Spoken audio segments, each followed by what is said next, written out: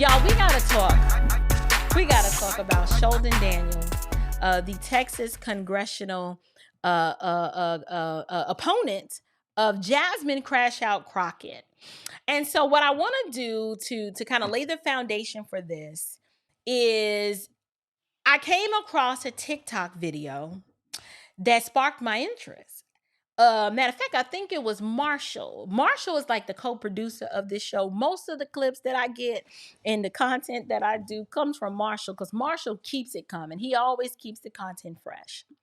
And so I saw this TikTok and it caught my attention because I just recently did a video on Jasmine Crockett, and I just did it from a content creation perspective where I don't like congressional behavior that embarrasses the culture.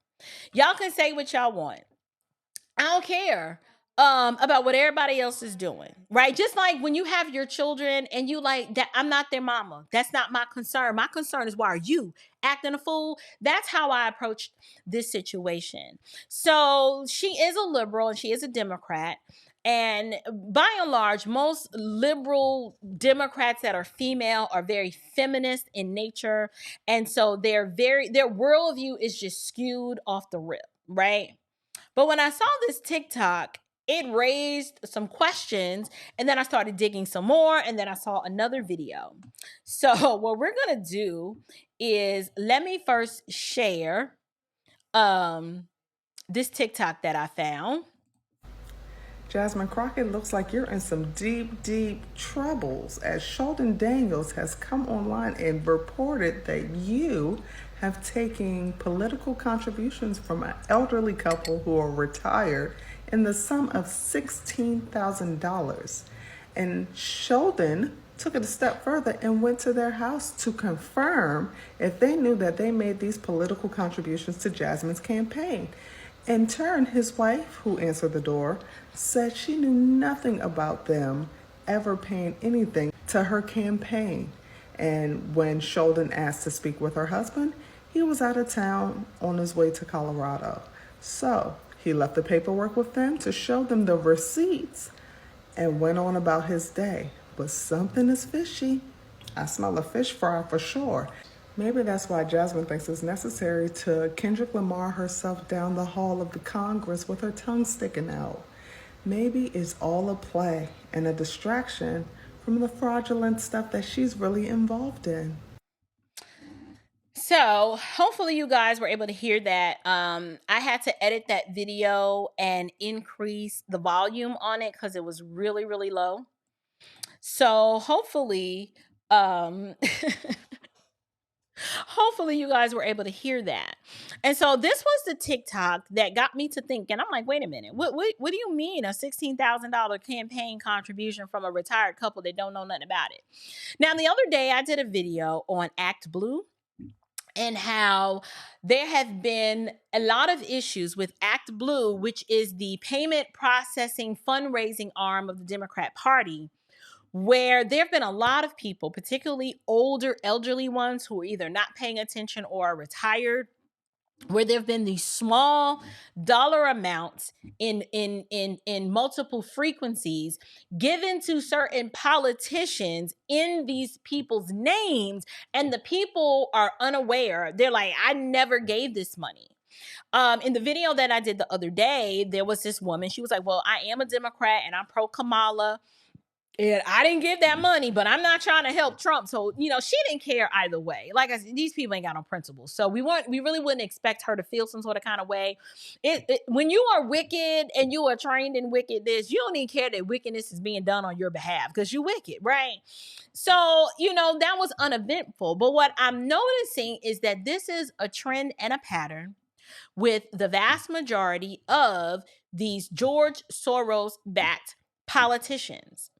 And so I find it interesting that Jasmine has a lot of smoke and a lot of bravado for Elon Musk, saying Elon Musk steals and $5,000. And what is that going to do? And that's not going to hardly do anything. She is very much trying to put up a smoke screen. She's trying to put up a smoke screen so that no one is really paying attention to, one, how is your net worth what it is? Two, where is your money coming from? Why are you actually advocating for policies that are bad for your community, such as open borders, right? That is like, why are you like, so she's a member of the Equality Caucus, which is the LGBT caucus. So she's Congressional Black Caucus and Equality Caucus, but she spends a lot of time advocating for the trans community. And in her words, the trans community, they're not going anywhere. And then she tried to hitch trans rights to civil rights. And I told y'all that was the Trojan horse. We want to, revere these civil rights heroes of yesteryear. But what y'all don't know is that these civil rights heroes were always on the LGBT train. That is not new. And it was like Obama was just the advent of that. That's when it came out the closet. But Bayard Rustin was a sodomite. He was one of the right-hand men of MLK. There were several known homosexuals, Nikki Giovanni. Like, the LGBTQ community was always hitched to the civil rights struggle. It's just back then they couldn't be as outright with it, even though everybody knew that everybody knew all about Bayard Rustin's past. And the reason why the LGBTQ rainbow cult has always been a part of civil rights, but it's just now being discovered by us. We know that to be the case because if you look at the NAACP, they advocate for this type of thing now. I don't know if you guys were aware, but Barack Obama and Michelle Obama, they did a whole documentary on Bayard Rustin. Like, why would they be interested in profiling a homosexual civil rights worker? And when you watch the documentary, they actually celebrate his sodomy and hail him as a hero, that he was a trailblazer. And, it was about the struggle, but it was more about him living his authentic self, right? And I also thought it was interesting. I can't prove this, but I watched that documentary. And I know this doesn't have anything to do with Sheldon. We're going to get to Sheldon in a minute. But in the documentary of Bayard Rustin, there's this character that I believe the person, I don't believe the character is fictional, but the name they gave him in the documentary is fictional. He's a pastor that Bayard Rustin ends up having a thing for. And they end up having this secret relationship, and Bayard is encouraging him to be his authentic self and to live in his truth and to stop suppressing who he really is. And they show this pastor battling this world of being a pastor with a wife and a baby on the way and already having children, with this lure, this pull on his heartstrings to want to be a homosexual and to live in his authentic truth. I thought it was funny that they painted this individual as a pastor.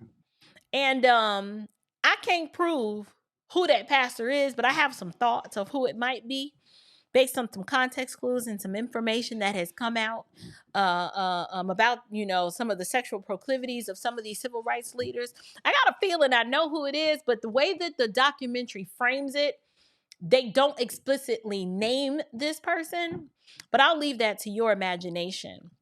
But what I want to do now is I want you guys to hear from Sheldon.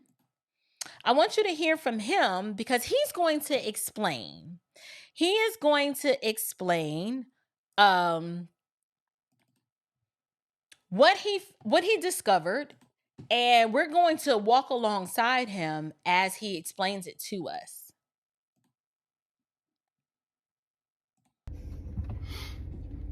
All right, guys.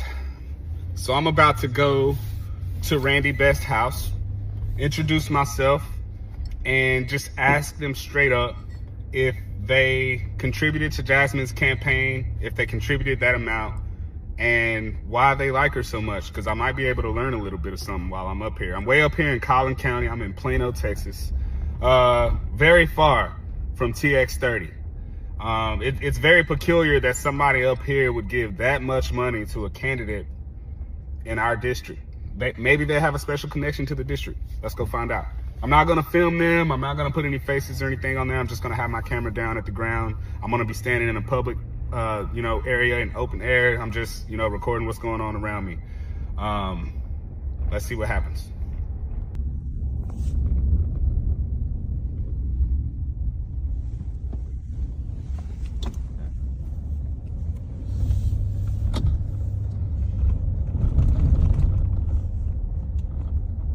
All right, here's the house.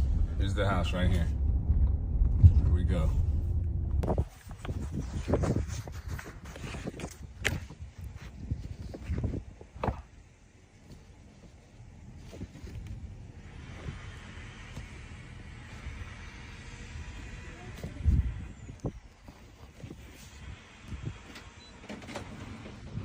How do you do, ma'am? No soliciting. I'm not here. I'm not a solicitor.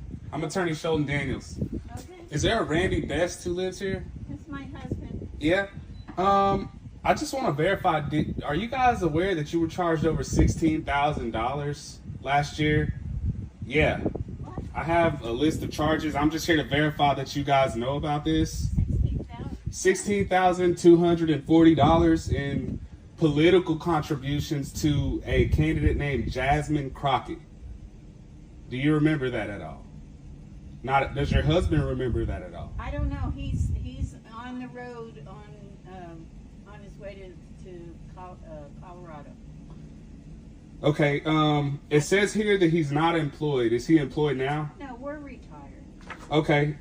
I can leave this with you if you want. It's got your information on it. Yeah, you can just leave it on the table. Yes, ma'am. You mind if I take a picture? Go ahead. All right, thank you.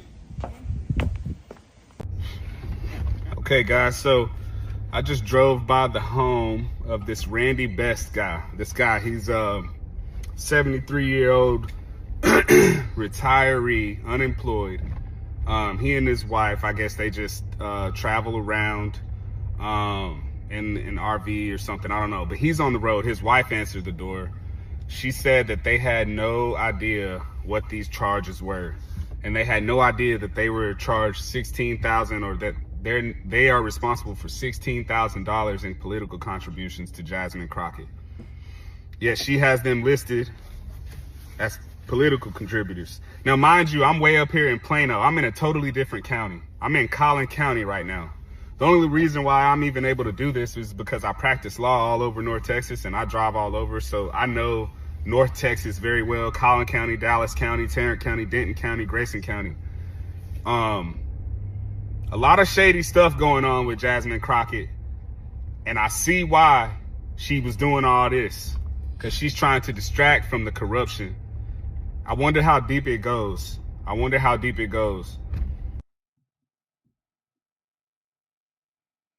DanielForUs.com. You guys, I'm thoroughly excited to interview Mr. Daniels. He is a father. He is a veteran. He is a lawyer. He's a well-accomplished, masculine, exceptional man. And the reason why I'm stressing that is because I firmly believe that one way to kind of turn the tide in our culture, and a lot of you may not like this, and that's okay. You'll be fine. I do believe we've got too much matriarchal squalor. And when I say matriarchal squalor, it's going to lead into the next segment that I'm going to discuss on feminism. We've allowed too much of the matriarchy to grab the reins and to be in charge. And what we have found is that it has not just led our communities astray, it has led our nation astray. Matriarchal squalor is this term that I use to describe a whole lot of estrogen feminine leadership that unfortunately is full of emotion, low on positive results, and it's absent of any sort of male leadership or headship. And so because everything is so out of order and it's such a heavy imbalance, we are finding that our homes are a mess, which in turn causes our communities to be a mess, which in turn just causes the culture to go in a direction that is less than favorable. And so to have a man desire to serve in this capacity and to run against Jasmine Crockett in an effort to unseat her, I believe this is a wonderful time for us to experience something like this, because there are a lot of individuals in the culture that agree with me that Jasmine is not a good representation to send to Capitol Hill. She is just, we can focus on her policies. And when we overwhelmingly look at the policies that she support, like most Black women, they are very far left progressive. And far left progressivism is not good for the Black community. It's not good for human flourishing. And overall, it's just not good for the country. It is the policies for me, the wholesale womb assassination, the support of LGBTQ rights over and above. Like, homosexuals do not have rights that no one else has. It is the special rights that they are advocating for that I believe has created a very unhealthy obsession with sexual perversion. I don't need to know who you sleep with. I don't need to know who you're attracted to, right? But for some reason, the left is obsessed with this, and it's because the people that fund their campaigns are nasty and perverted, and they're demonic and they're wicked. And so when you're demonic and you're wicked, you're not interested in promoting family values. You don't want to see a masculine, exceptional man who's married, who's been serving his community and serving his country. He is the enemy. Behind the Anglo-Saxon white man, it is the heterosexual Black male that is the threat. That's who they want to take out. And I'm so grateful for the heterosexual Black man, because overwhelmingly they led the charge in the Black community to not install and not vote for Kamala Harris because it wasn't good for the country. And sadly, many of them had to do it despite opposition. They took the arrows from all of the angry Black women that don't know which way is up. Vote against their own interests. A lot of these men had to say, I got to save her from herself because she's too stupid to know better. So I have to do this. Those same men saved us in Georgia from Stacey Abrams. They helped us shift the tide so that we didn't have to live under that matriarchal miscreant. And so I wanted to talk about these donations of $16,000 from this elderly couple that we're struggling to substantiate. Now, at the time of this video, as far as I know, the couple that was implicated in giving this money, so far the wife is like, I don't know nothing about that. My husband is traveling on business, but if you would leave this document, I will share it and show it to him. Now, she seemed like she was unaware, right? And then two, if she knew about it or even knew who Jasmine Crockett was, she'd have been like, well, yes, I know Jasmine, right? And she's a friend of the family, or we support her campaign, even though we live way out here in Plano, Texas. Sheldon is doing the Lord's work right now by not just explaining or showing us what he can offer, but by showing and shining the light on the corruption that is a part of Jasmine's platform. I think it's a good thing that we have a man running, because I no shade, I don't want to see another woman going against Jasmine Crockett. I don't. Women, we are capable of doing a lot of things, but right now, this is an hour that a man is needed. We need a man in charge. Like, sometimes when daddy's been gone too long and the house is a wreck and in chaos, you just need him to come in and be like, all right, I'm here. Let's set things into order. And so I believe that the future of this country is going to depend upon men stepping back into their rightful place and not only stepping back into their rightful place at the heads of their families, but once they do that, I do believe the culture will start to shift, because right now, the matriarchal squalor that we're living under, as much as we might be like, well, my mama raised me by herself and I turned out all right. Okay, well, that might be you, but the culture is saying different. Our community is overwhelmingly in the condition that it's in because of father absence. We have a lot of broken homes and disjointed families. And when you have disjointed families where the children, the vast majority, are raised by the mama, it's some deficiencies. And we're starting to see those deficiencies. And so tomorrow at 12 noon, I will be interviewing candidate Sheldon Daniels. He's going to tell you all about him and his vision for the 30th Congressional District. He wants to go to Washington to represent those constituents, bringing values that he believes are important for this country. And so I just wanted to highlight this corruption, allegedly. I've already had enough sharp criticism for Jasmine. And in terms of her behavior is so shameful and atrocious.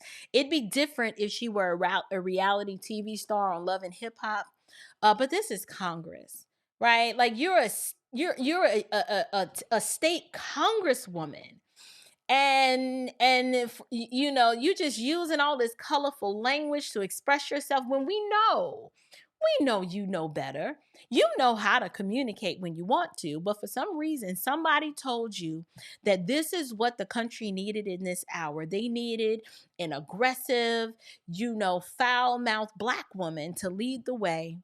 And we are saying, no, we don't want that. Now there's other foul-mouthed, aggressive, foul-mouthed women who like you, right?